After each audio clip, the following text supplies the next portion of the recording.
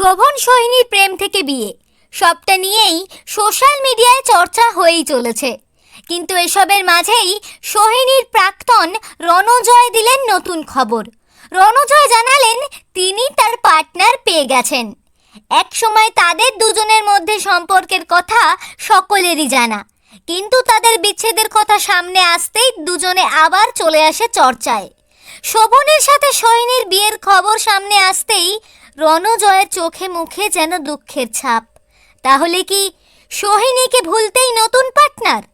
এদিকে আবার একাধিক জনের সাথে একসময় নাম জড়ায় গায়ক শোভনের। তার প্রাক্তন প্রেমিকার তালিকায় গায়িকা ইমন চক্রবর্তী আর অভিনেত্রী স্বস্তিকা ভীষণই জনপ্রিয় মুখ।